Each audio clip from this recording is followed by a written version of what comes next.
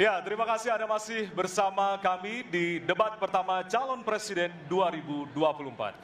Di segmen ini kami akan melanjutkan mengundi pertanyaan dari fishball dan akan dijawab dengan mengambil pertanyaan dari fishball tersebut seperti segmen sebelumnya. Kami juga akan informasikan kepada Bapak Ibu sekalian hadirin yang hadir di ruangan ini untuk tetap menjaga ketenangan dan tidak menggunakan alat peraga kampanye pada saat debat berlangsung. Ya, dan kami tentunya memohon kerjasama dari para hadirin yang berada di halaman KPU untuk kemudian mematuhi aturan yang telah kita sepakati bersama tadi. Baik, kami persilakan kepada calon presiden untuk kembali menuju ke panggung utama. Kami persilakan kepada bapak-bapak untuk bisa menuju ke panggung utama. Baik, dan kita beralih ke pertanyaan untuk calon presiden nomor urut 3. Dan kami persilakan kepada panelis Ibu Lita Testa untuk mengambil subtema di fishball dan kami persilakan Ibu.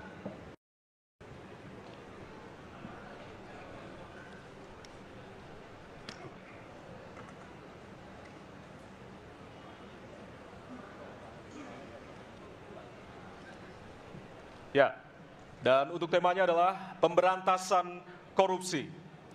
Baik, selanjutnya kami persilakan kepada panelis Bapak Madesuk Majati untuk mengambil pertanyaan dari fishball. Silakan Bapak. Ya. Pertanyaan huruf C. Baik, kita akan menuju ke pemberantasan korupsi dan pertanyaan C. Ya. Dari amplop C, Bapak Ibu, masih tersegel. Kita akan buka.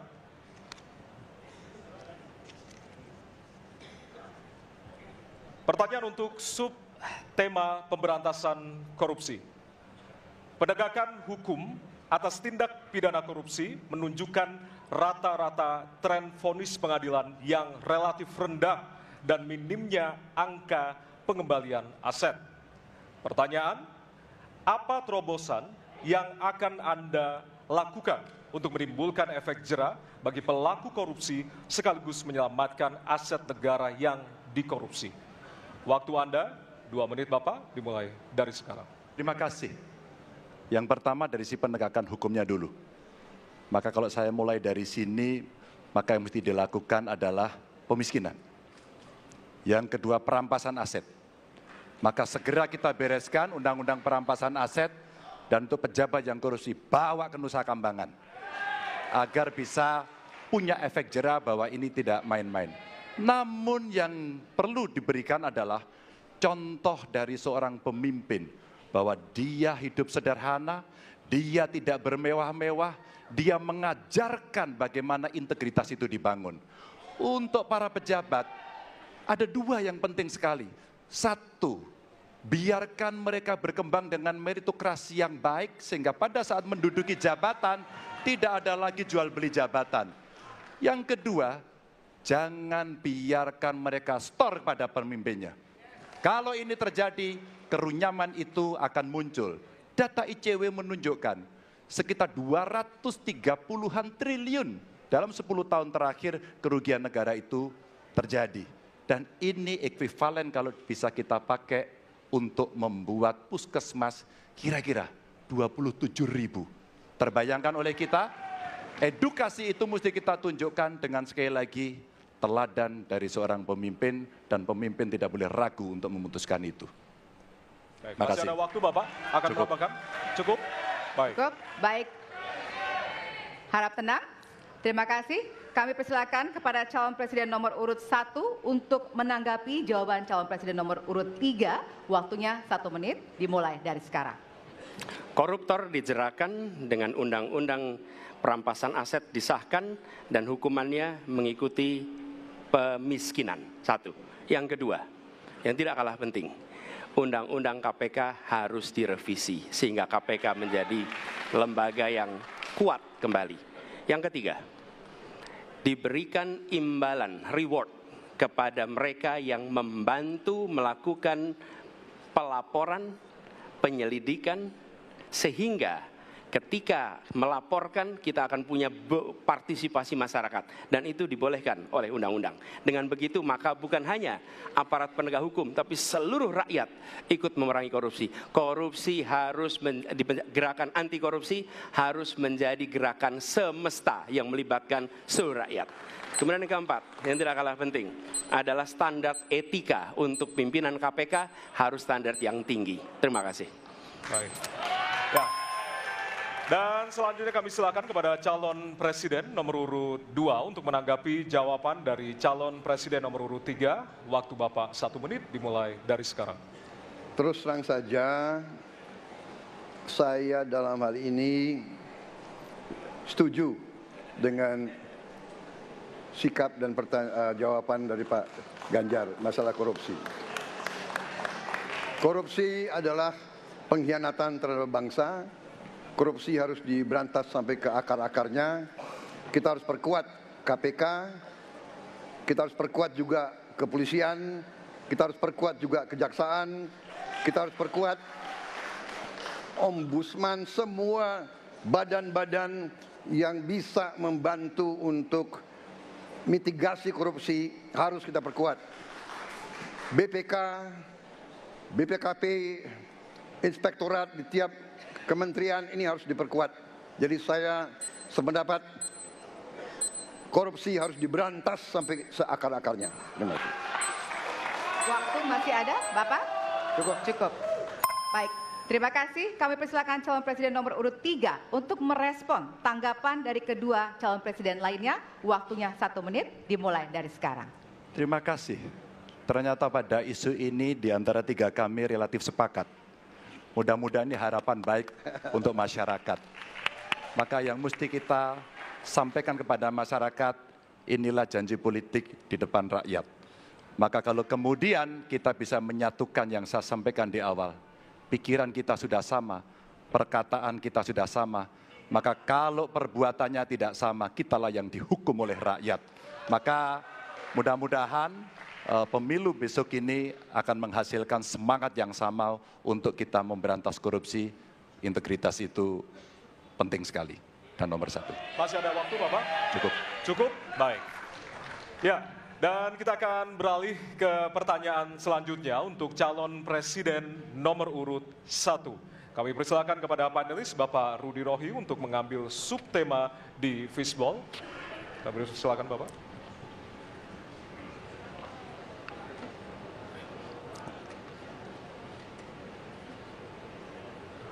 Diperlihatkan kepada kami semua, Bapak. Apa? Baik, temanya adalah penguatan demokrasi. Baik. Baik, selanjutnya kepada panelis Ibu Susi Dwi Haryanti untuk mengambil pertanyaan dari fishball. Hurufnya adalah A. Penguatan demokrasi dengan amplop A. Baik. Masih tersegel Bapak Ibu? Kita akan langsung buka.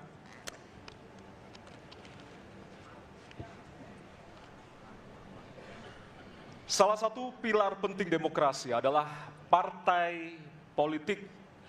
Namun kepercayaan publik terhadap partai politik di Indonesia selalu rendah. Pertanyaan, apa kebijakan yang akan Anda lakukan untuk melakukan pembenahan tata kelola partai politik? Waktu untuk menjawab 2 menit dimulai dari sekarang. Saya rasa lebih dari sekedar partai politik. Rakyat tidak percaya kepada proses demokrasi yang sekarang terjadi. Itu jauh lebih luas dari sekedar partai politik. Ketika kita bicara demokrasi, minimal ada 3. Minimal 3 nih. 1 adalah adanya kebebasan berbicara. Yang kedua, adanya oposisi yang bebas untuk mengkritik pemerintah dan menjadi penyeimbang pemerintah. Yang ketiga, adanya proses pemilu, proses pilpres yang netral, yang transparan, jujur, adil. 3. Dan kalau kita saksikan akhir-akhir ini, 2 ini mengalami problem. Kita menyaksikan bagaimana kebebasan berbicara menurun, termasuk mengkritik partai politik. Dan angka demokrasi kita menurun, indeks demokrasi kita. Bahkan pasal-pasal yang memberikan kewenangan untuk digunakan secara karet kepada pengkritik, misalnya Undang-Undang ITE atau pasal 14, 15 Undang-Undang nomor 1 tahun 1946. Itu semua membuat kebebasan berbicara menjadi terganggu. Yang kedua, oposisi. Kita saksikan minim sekali adanya oposisi selama ini. Dan sekarang ujiannya adalah besok. Bisakah pemilu diselenggarakan dengan netralitas, dengan adil, dengan jujur? Ini ujian ketiga. Jadi, persoalan demokrasi kita lebih luas dari segala persoalan kepada partai politik. Nah, bagaimana untuk partai politik sendiri? Partai politik baru mengembalikan kepercayaan. Tapi di sini ada peran negara.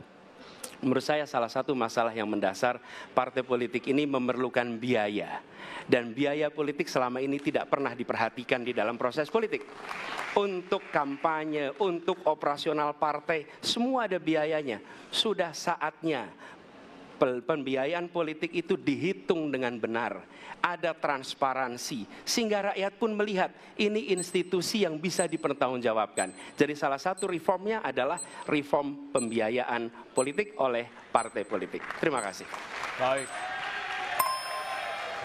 Waktu sudah habis, terima kasih. Kini kami persilakan calon presiden nomor urut 2 untuk menanggapi jawaban calon presiden nomor urut 1. Waktunya 1 menit, dimulai dari sekarang. Mas Anies.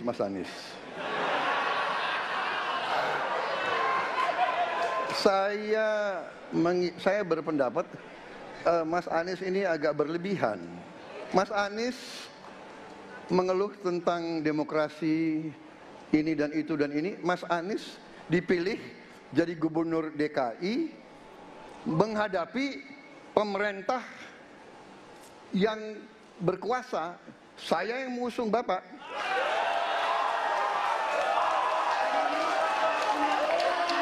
Kalau demokrasi kita tidak berjalan, tidak mungkin Anda jadi gubernur.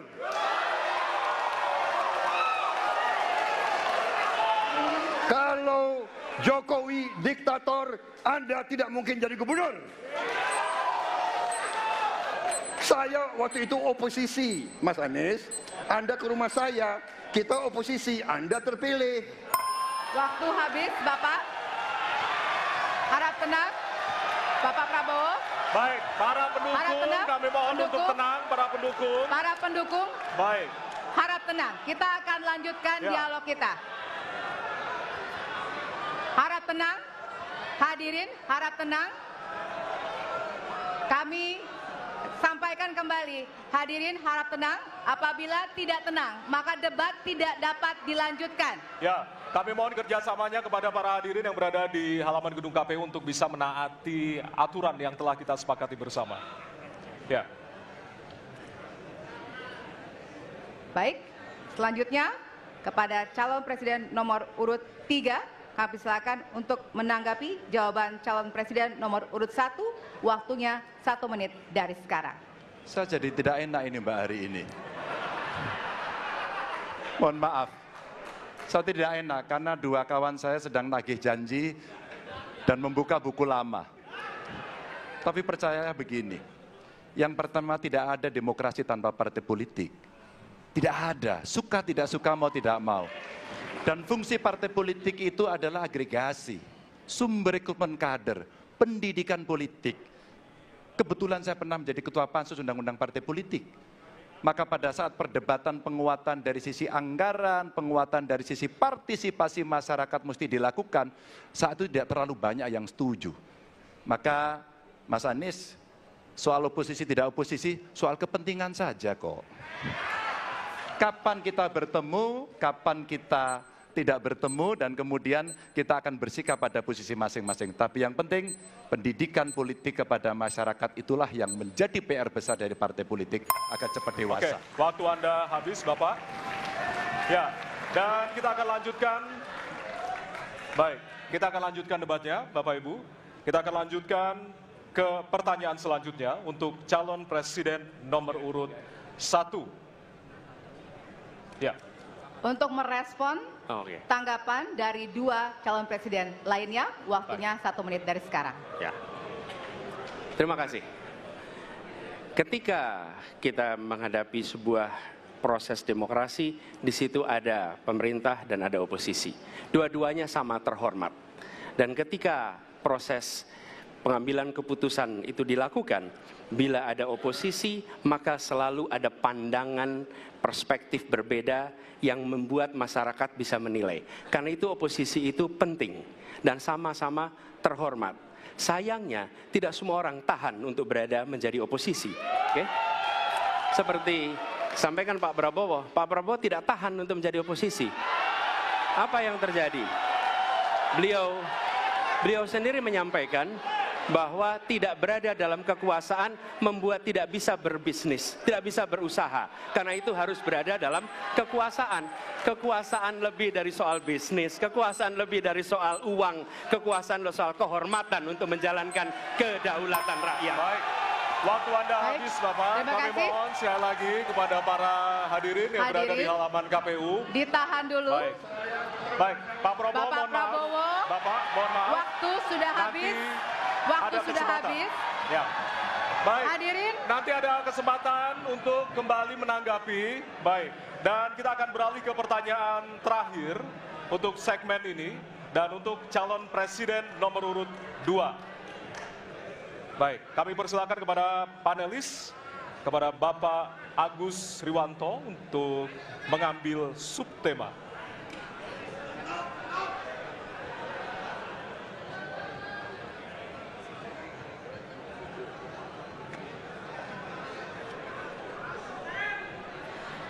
Kami mohon kepada hadirin untuk tenang, untuk menjaga kelancaran debat.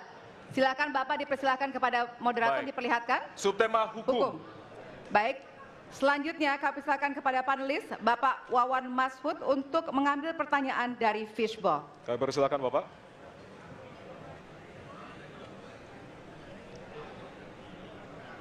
Baik, Amplop A.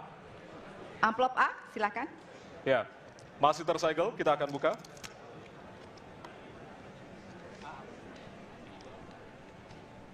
Kita akan langsung bacakan.